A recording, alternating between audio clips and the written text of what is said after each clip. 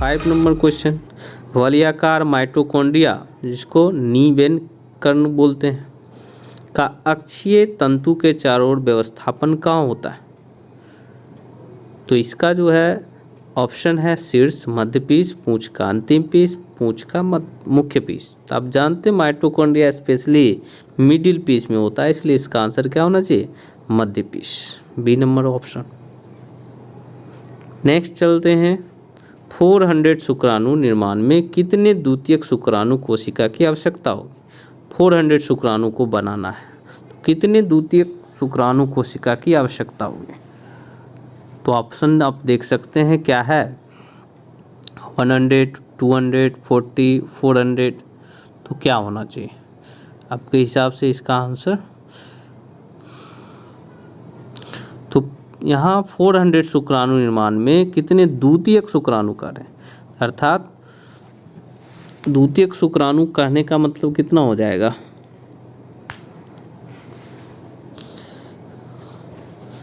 आप जानते हैं कि किसी भी स्पर्मेटोजेनेसिस में स्पर्म का निर्माण होता है तो वह एक सेल से 4 सेल्स बनाते थे। तो इसमें 400 स्पर्म्स निर्माण में कितने द्वितीयक शुक्राणु कोशिका की आवश्यकता होगी? तो द्वितीयक कोशिका के हिसाब से, इसके हिसाब से 100 ऑप्शन होनी चाहिए, 100 to 400। तो अर्थात इसका आंसर ए 100 होनी चाहिए। नेक्स्ट चलते हैं, अंडे के गैस्ट्रुला अवस्था में एंडोडर्म कोशिका को यदि हटा दिया जाए तो नए जीवों में क्या बनेगा? आँख, हृदय, आँख एवं मस्तिष्क, आंतरिक अंग। तो अंडे के गैस्ट्रुला अवस्था, जब अंडा गैस्ट्रुला स्टेज में रहता है तो उस समय 3 स्तर बनता है, एंडोडर्म, एक्टोडर्म और मीजोडर्म। तो अगर मान लेते हैं कि उसका एंडोडर्म की सेल्स को हटा दिया जाए तो जीव में क्या नहीं बनेगा वो बताना।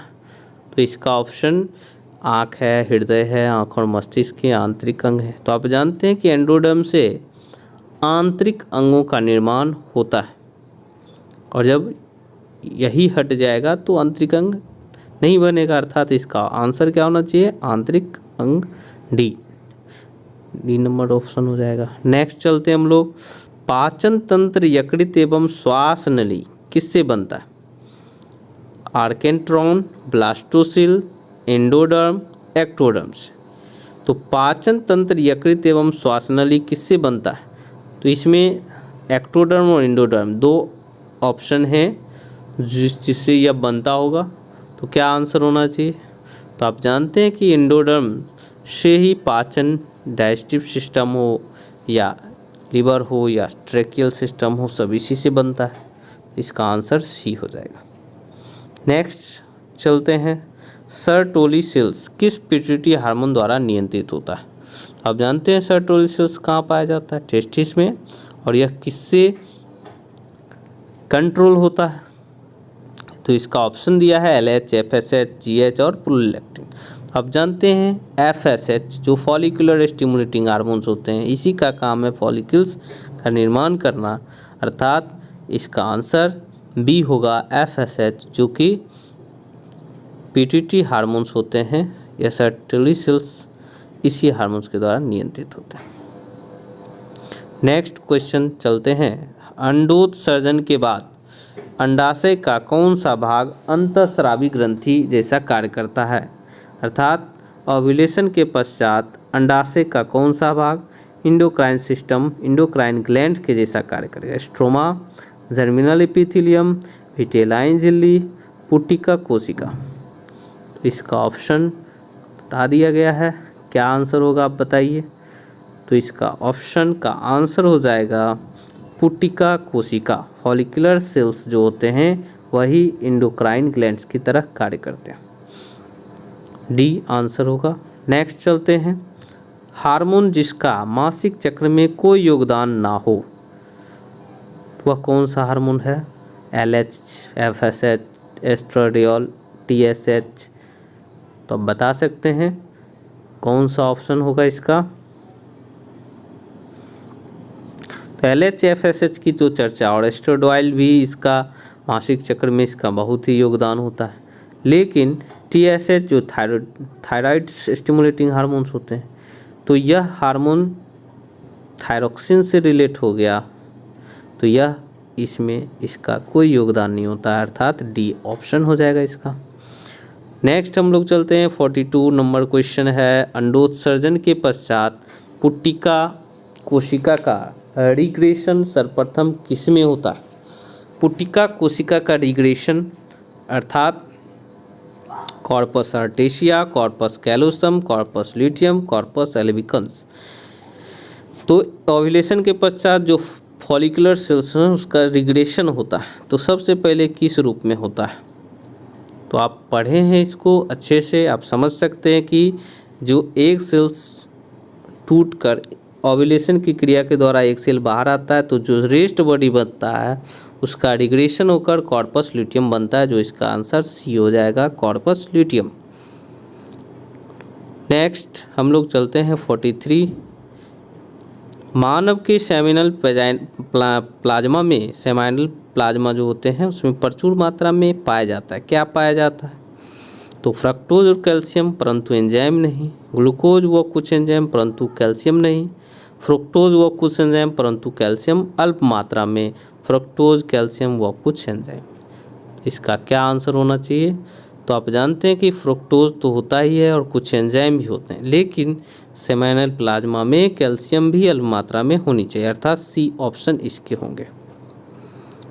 नेक्स्ट हम लोग चलते हैं 44 नंबर क्वेश्चन, शुक्राणु का सर्टोली सेल से विमुक्त होकर बीजदार ट्यूब्यूल्स की गुहा में आने की क्रिया कहते हैं? स्पर्मियोजेनेसिस, स्पर्मेटोजेनेसिस, स्पर्मिएशन, इनमें से कोई नहीं। तो 44 का ऑप्शन आपने सुना, इसका क्या आंसर होना चाहिए? तो इसको बोलते हैं हम लोग स्पर्मिएशन, जो विमुक्त होकर सर्टोली सेल से बीजदार ट्यूब्यूल्स की गुहा में आता है, तो इस प्रोसेस को स्पर्मिएशन कहा जाता है। नेक्स्ट 45 नंबर क्वेश्चन देखते हैं, गुप्त वृषणता की अवस्था में वृषण को क्या किया जाता है? ऑपरेशन द्वारा बाहर निकाल दिया जाता है, भ्रूण में वृषण विकसित नहीं हो पाता, शुक्राणु उत्पन्न होने से वृषण असमर्थ होता है, और वृषण अंडकोश में जाने में असमर्थ होता है। क्या होनी चाहिए इसका आंसर? तो आप जानते हैं कि टेस्टिस जो है वह अंडकोश में जाने में असमर्थ हो जाता है, तो इसी को हम लोग गुप्त वृषणता कहते हैं, अर्थात वह गुप्त हो जाता है, छुप जाता है, जो कि अंडकोश में नहीं आ पाता है। तो इस अवस्था को, इसका आंसर क्या होना चाहिए? डी, वृषण अंडकोश में जाने में असमर्थ होता है। अब नेक्स्ट क्वेश्चन 46 नंबर देखते हैं, मासिक चक्र की अवस्था जो 7 से 8 दिनों पर समाप्त होती है क्या कहलाती है? रजोधर्म, ल्यूटियल प्रावस्था, अंडोत्सर्ग प्रावस्था, पुटिकीय प्रावस्था। तो आप जानते हैं कि जो 7 से 8 दिनों पर समाप्त होती है मेंस्ट्रुअल साइकिल का अवस्था, उस सब को हम लोग पुटिकीय प्रावस्था कहते हैं, फॉलिकुलर स्टेज। इसका आंसर डी हो जाएगा, फॉलिकुलर स्टेज, पुटिकीय प्रावस्था। नेक्स्ट, कौन से मीजोडर्मल उत्पत्ति का नहीं है? तंत्रिका तंत्र, परिसंचरण तंत्र, पेशी तंत्र और कंकाल तंत्र। मतलब मीजोडर्मल में किसका उत्पत्ति नहीं होता है? इसका आंसर क्या होना चाहिए?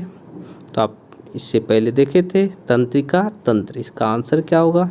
तंत्रिका तंत्र। नेक्स्ट देखते हैं, गर्भाशय में इंडोमेट्रियम किससे प्रतिक्रिया में मोटाई में वृद्धि करती है? किसकी प्रतिक्रिया होती है तो इंडोमेट्रियम की भित्ति जो है वो मोटी हो जाती है? ऑक्सीटोसिन का, एस्ट्रोजन, LH और रिलैक्सिन। तो एक हार्मोन, हम प्रोजेस्टेरोन का चर्चा इसमें नहीं किया है, तो इसका क्या आंसर होनी चाहिए? एस्ट्रोजन, जो कि उसी से रिलेट होता है, तो आंसर एस्ट्रोजन हो जाएगा। नेक्स्ट हम लोग देखते हैं, किस स्त्री में मासिक चक्र का बंद होना कहलाता है? किसी स्त्री में अगर मासिक चक्र बंद हो जाता है तो उसको क्या कहते हैं? मेनार्क या मेनोपॉज या अंडोत्करण या लैक्टेशन। तो इसका ऑप्शन आपने सुना, इसका क्या होगा आंसर? इसका आंसर हो जाएगा मेनोपॉज अर्थात बी नंबर ऑप्शन। किसी में बंद होता है तो मेनोपॉज, किसी में शुरू होता है तो मेनार्क। नेक्स्ट हम लोग चलते हैं 50वां नंबर क्वेश्चन। प्राथमिक शुक्राणु कोशिका से कितने शुक्राणु का निर्माण होगा? तो स्टार्टिंग है 50, इसका option A 4, B 1, C 16, D 32। तो आप जानते हैं कि 4 गुना होगा, 4 से 4, 4 चौक 16 अर्थात सी नंबर ऑप्शन 16 हो जाएगा। नेक्स्ट हम लोग देखते हैं अंडोत्सर्ग किस हार्मोन के प्रयास से संभव है? ओव्यूलेशन की क्रिया जो होती है वो किसके कारण होता है, किस हार्मोन के प्रयास से? LH, FSH या एस्ट्रोजन या प्रोजेस्टेरॉन? तो आप ऑप्शन पढ़े हैं इसको, इसका क्या आंसर होना चाहिए? तो आप जानते हैं कि यह अंडोत्सर्जन की क्रिया जो होती है यह ल्यूटिनाइजिंग हार्मोन के इफेक्ट के कारण होता है। तो अर्थात इसका आंसर क्या होगा? LH। नेक्स्ट हम लोग चलते हैं 52 नंबर क्वेश्चन है। एंटी फर्टिलाइजिन एक प्रोटीन है जो पाया जाता है, कहाँ पाया जाता है एंटी फर्टिलाइजिन? अंड झिल्ली पर, विटेलियन झिल्ली पर, शुक्राणु के मध्य पीस पर, शुक्राणु के अग्र सिरे वाले भाग पर। तो एंटी फर्टिलाइजिन एक प्रोटीन होता है जो कि आप देखते होंगे एक्रोजोम का जो आवरण होता है, टोपी होता है वाला पार्ट्स होता है, उसी के भाग में एंटी फर्टिलाइजिन प्रोटीन होता है। अर्थात जो हाइड्रोलिटिक एंजाइम्स के रूप में रहता है एंटी फर्टिलाइजिन प्रोटीन, यही उसको भेदने का काम करता है। तो इसका आंसर हो जाएगा डी, शुक्राणु के अग्र सिरे वाले भाग। नेक्स्ट हम लोग चलते हैं एक द्वितीयक केंद्रक शुक्राणु कोशिका से कितने शुक्राणु का निर्माण करता है? तो एक से कितने बनते होंगे? तो ऑप्शन आप देखते हैं 2, 3, 4 और 16। तो एक द्वितीयक शुक्राणु कोशिका से कितने शुक्राणु निर्माण होंगे? द्वितीयक स्टार्टिंग होता है तो फर्स्ट से 2 बनते हैं, फिर 2 से 4 बनते हैं, अर्थात इसका ऑप्शन क्या होना चाहिए? 2। नेक्स्ट इसका मतलब ऑप्शन ए होगा 2। नेक्स्ट चलते हैं 54। किसी स्त्री में एक डिंबाणु जनन कोशिका से कितने अंडाणु का निर्माण होगा? एक डिंबाणु जनन कोशिका अर्थात एक ओवरी से कितने अंडाणु का निर्माण होता है? तो ऑप्शन आप देखते हैं 2, 1, 4, इनमें से कोई नहीं। तो आंसर क्या होना चाहिए? एक से एक ही हमेशा निर्मित होता है, अर्थात इसका ऑप्शन होगा बी, 54 का बी, 1 आंसर हो जाएगा। नेक्स्ट चलते हैं हम लोग 55 नंबर क्वेश्चन। अगुणित कोशिका के संयोजन की प्रक्रिया होती है? कोशाचक्र, अर्धसूत्री विभाजन, सूत्री विभाजन, सिंगैमी। तो अगुणित कोशिका है तो उसके संयोजन की प्रक्रिया क्या कहलाएगा? तो अगुणित कोशिका के संयोजन की प्रक्रिया को हम लोग सिंगैमी बोलते हैं, अर्थात डी नंबर ऑप्शन हो जाएगा इसका, सिंगैमी। नेक्स्ट स्तनधारियों में वृषण कोषों में उतरते हैं। तो स्तनधारियों में वृषण कोष में उतरते हैं तो शुक्राणु जनन के लिए उतरते हैं कि निषेचन के लिए, कि जनन अंगों के विकास के लिए, या विसरल अंगों के विकास के लिए? तो आप देखें इसका क्या आंसर होगा। तो आप जानते हैं कि टेस्टिस कहाँ होता है? स्क्रोटम, वृषण कोष के अंदर, और यह स्पर्मेटोजेनेसिस के लिए स्पेशली वर्क करता है, शुक्राणु जनन के लिए, अर्थात इसका आंसर क्या होगा? ए, शुक्राणु जनन के लिए। नेक्स्ट चलते हैं हम लोग 57। शुक्राणु अंड के घेरे को घोलने के लिए एक एंजाइम युक्त पदार्थ उत्पन्न करता है, यह क्या कहलाता है? हाइलुरोनिक अम्ल है, हाइलुरोनिडेज है, एंड्रोगेमन है, या डायस्टेज? तो इसका आंसर हाइलुरोनिडेज होता है, अर्थात बी नंबर ऑप्शन हो जाएगा, जो कि अंड के घेरे को घोलने में यही एंजाइम्स मदद करता है। एंटी फर्टिलाइजिन होता है प्रोटीन के रूप में, और एंजाइम के रूप में भी कह सकते हैं इसे। अब है एंट्रम, किसकी गुहा है? 58 नंबर क्वेश्चन। एंट्रम किसकी गुहा है? अंडाशय का, ग्रेफियन पुटिका का, ब्लास्टुला का, गैस्ट्रुला का? तो ऑप्शन आपने देखा, इसका क्या आंसर होना चाहिए? एंट्रम। तो एंट्रम जो है स्पेशली ग्रेफियन पुटिका में ही पाया जाता है, अर्थात इसका आंसर बी होगा, ग्रेफियन पुटिका। नेक्स्ट हम लोग चलते हैं 59 नंबर क्वेश्चन। अंडोत्सर्ग व कॉर्पस ल्यूटियम के विकास के लिए उत्तरदायी हार्मोन हैं FSH, LHC, LTH और ICSH। तो क्या होना चाहिए इसका आंसर? अंडोत्सर्ग और कॉर्पस ल्यूटियम के विकास के लिए उत्तरदायी हार्मोन क्या होता है? तो आप जानते हैं क्या कि कॉर्पस ल्यूटियम या अंडोत्सर्ग के विकास के लिए उत्तरदायी हार्मोन्स स्पेशली इसमें LHC हार्मोन्स होते हैं जो इसके लिए स्पेशली होते हैं। नेक्स्ट हम लोग चलते हैं 59 का बी आंसर हो जाएगा। नेक्स्ट देखते हैं, मादा में निषेचित अंडे का प्रतिस्थापन गर्भाशय में कब होता है? अर्थात इम्प्लांट्स जो होती है एक, यह कब होता है? निषेचन के 2 महीने के बाद, निषेचन के 1 महीने के बाद, निषेचन के 3 सप्ताह के बाद या निषेचन के 7 दिन बाद। आपको बताया गया था यह इम्प्लांटेशन की क्रिया जो है यह आफ्टर 7 डेज, जब एग फर्टिलाइज हो जाता है तो वहाँ से फर्टिलाइजिंग प्लेस से और इम्प्लांट्स होने तक 7 दिन का समय लगता है और इम्प्लांट्स होने में 3 दिन का समय लगता है, अर्थात निषेचन के 7 दिन बाद इसका फर्टिलाइजेशन शुरू हो जाता है। तो 60 का आंसर क्या होना चाहिए? डी, निषेचन के 7 दिन बाद। नेक्स्ट क्वेश्चन हम लोग देखते हैं, किसी निषेचन के समय शुक्राणु का पूंछ क्या हो जाता है? फर्टिलाइजेशन के समय एग के पास जब स्पर्म पहुंचता है तो क्या हो जाता है? अंडाणु के अंदर प्रवेश कर जाता है कि अंडाणु के बाहर ही रह जाता है, कि अंडे की प्लाज्मा झिल्ली तक पहुंचता है या अंडे की कोशिका द्रव्य तक पहुंचता है? तो आप ऑप्शन देख रहे हैं, इसका क्या आंसर होना चाहिए? तो आप जानते हैं कि शुक्राणु की पूंछ केवल सिर पार्ट ही उसका इंटरनल प्रवेश कर पाता है, अर्थात मिडिल पीस भी प्रवेश करता है लेकिन उसकी पूंछ वाली भाग बाहर ही रह जाती है। तो इसका आंसर क्या होगा? अंडाणु के बाहर ही रह जाता है, बी नंबर ऑप्शन। नेक्स्ट चलते हैं, निषेचन के बाद माता के मूत्र में कौन सा हार्मोन होता है? तो आप जानते हैं कि जब एग फर्टिलाइज हो जाता है तो फीमेल के यूरिन में किस हार्मोन का सेक्रेशन होने लगता है? HCG हार्मोन्स का। इसका आंसर क्या होगा? D, HCG, human chorionic gonadotrophin hormone होता है, जो प्रेगनेंसी टेस्टर के द्वारा आप इसकी जांच कर सकते हैं।